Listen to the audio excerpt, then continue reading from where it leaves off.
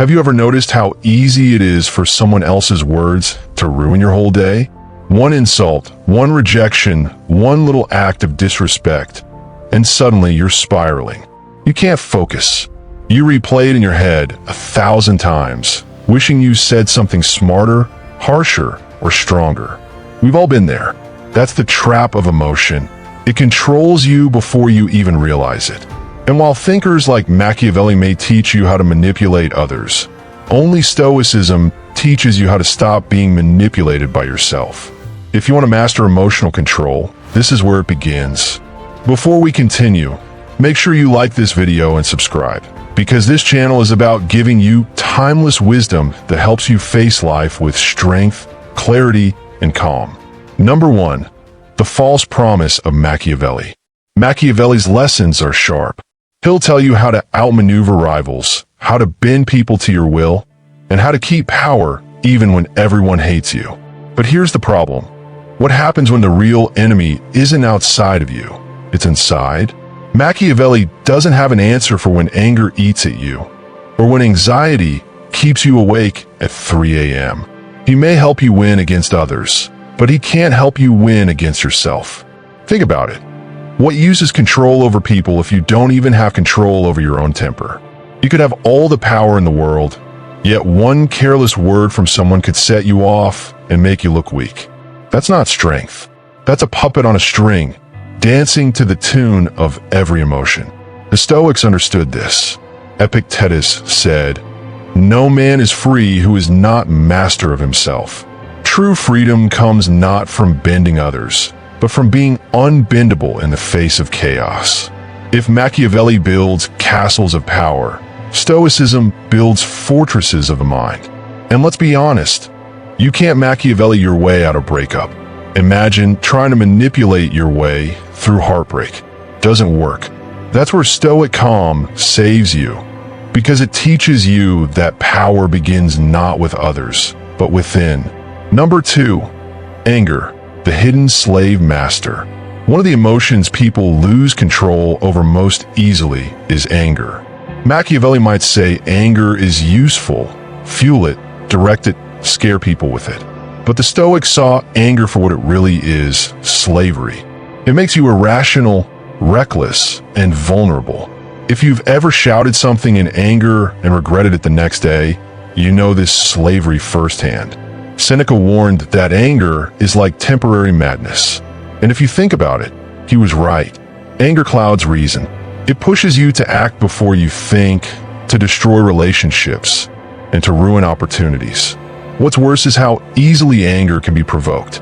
Someone cuts you off in traffic, and suddenly you're ready to risk your life over a steering wheel. That's not power. That's weakness in disguise. The Stoic way is different. Instead of feeding anger, it starves it. When insulted, Marcus Aurelius reminded himself, they act out of ignorance. And once you realize that, the sting fades. Why let ignorance dictate your peace? Emotional control isn't about suppressing anger. It's about seeing it so clearly that it loses its grip on you. And here's a little humor. Think about how ridiculous anger looks. You ever seen someone fuming, red-faced, yelling nonsense? They look like a kettle about to explode. That's what we look like when we lose control. The Stoics knew it's better to laugh at life's provocations than boil over them. Number 3, fear and anxiety. Machiavelli's blind spot. Machiavelli was obsessed with power. Fear people, control them, keep them in line. But what about your own fear? That gnawing anxiety before an exam, that fear of losing someone you love, that worry about what others think of you. Machiavelli doesn't give you tools for that. He tells you to manipulate others' fears, but not how to master your own. The Stoics didn't ignore fear. They faced it directly. Epictetus would say, "Some things are within our control, others are not." Fear comes from clinging to what you cannot control. You're afraid of losing status, money, health, or relationships, but all of these lie beyond your ultimate control. When you shift focus to what you can control, your mind, your choices, your attitude, fear loses its claws. Anxiety feeds on imagination. We suffer more in our minds than in reality. Seneca called this out long ago. Think about the times you've worried endlessly about something that never even happened. You built castles of fear in your head, and then reality came and knocked them down like Lego. The Stoics teach you to cut the drama at its root. And here's the humorous truth. If worrying was an Olympic sport, most of us would have gold medals by now. But medals don't solve anything. Only clarity does. That's what Stoicism offers. Number 4, emotional control as true power. Here's the paradox. Machiavelli thought power was about controlling others. The Stoics teach that power is about controlling yourself. Which one really lasts longer? If you rule by fear, people will betray you the moment they can. But if you master yourself, no one, not even life itself, can take that power away. Imagine someone insults you in front of others. If you lash out, you've handed them control over you. They press a button, and you react exactly as they expected. That's weakness dressed up as strength. But if you stay calm, smile even, you show that their words have no power over you. That's true dominance, the kind you don't need to announce. Marcus Aurelius was the emperor of Rome, yet his private writings show us that his greatest battles weren't with barbarians or politicians. They were with his own mind. He understood that controlling himself gave him more power than ruling an empire ever could. And let's be real, think about the coolest people you know. It's not the ones who explode, panic, or gossip. It's the ones who stay calm when the world burns. That calmness is magnetic. That's the strength Stoicism gives you. Machiavelli might get you the throne, but Stoicism makes sure you don't lose your soul sitting on it. Number 5, building your own Stoic fortress. So how do you actually practice emotional control? The Stoics gave us tools. First, pause before reacting. When something upsets you, give it space. Count, breathe, or simply wait before speaking. Most damage happens in the first 5 seconds of losing control. Protect those seconds. Second, remind yourself what's within your control. When you catch yourself stressing, ask, can I change this or not? If yes, act. If no, let it go. Worrying won't rewrite reality. This mindset shrinks fear and calms anger. Third, practice perspective. The Stoics often imagine themselves far above the earth, looking down at life. Your problems shrink when you zoom out. Will this argument matter in a year? Will this failure matter in 10? Most of the time, the answer is no. Don't give small things power over your peace. And finally, practice humor. Life is absurd. People are unpredictable, and emotions can make us look ridiculous. Laugh at the madness instead of drowning in it. If Machiavelli gives you strategies to outsmart others, Stoicism gives you wisdom to outsmart yourself. That's the higher victory. Number 6, the illusion of winning arguments. Machiavelli might encourage you to win at all costs, to dominate debates, and to silence opponents. But let's be honest, how many arguments have you won that left you feeling worse, not better? You may have walked away with the last word, but inside, the bitterness lingers. That's not real victory. That's poison disguised as pride. The Stoics remind us that winning an argument means nothing if you lose your peace. Marcus Aurelius wrote, "The best revenge is not to be like your enemy. When you shout, curse, or insult back, you become the very thing you claim to resist. You lower yourself to their level, giving them the satisfaction of controlling your mood. True strength is letting others rant, mock, or provoke while you stay calm. Imagine how disarming it is when someone expects you to explode, but you respond with silence, or even a smile. That's the type of power that no words can beat. And if you think silence makes you look weak, remember this. Even toddlers scream louder than kings. Noise is easy. Composure is rare. Which one do you want to embody? Number 7, desire, the chain Machiavelli can't break. Machiavelli was focused on ambition, on getting more land, more influence, more control. But here's the catch. Desire never ends. Once you achieve one thing, you're hungry for the next. It's like drinking salt water. The more you consume, the thirstier you become. Machiavelli feeds desire, but Stoicism frees you from it. The Stoics warn that unchecked desire makes you a slave. You think you're chasing pleasure, but really, pleasure is chasing you, controlling your choices, pushing you into traps, and keeping you restless.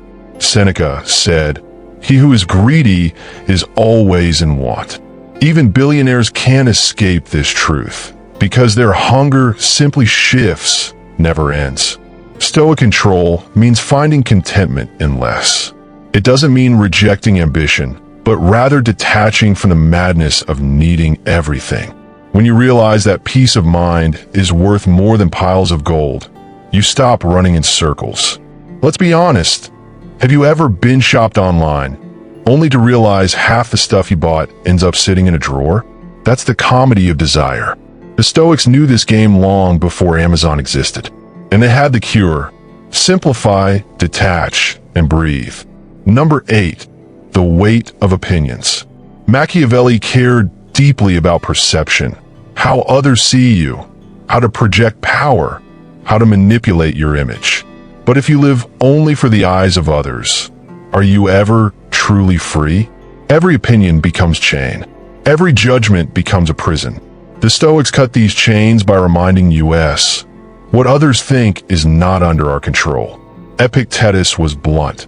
He said, if you want to improve, be willing to look foolish in the eyes of others, because their laughter fades, but your growth lasts forever.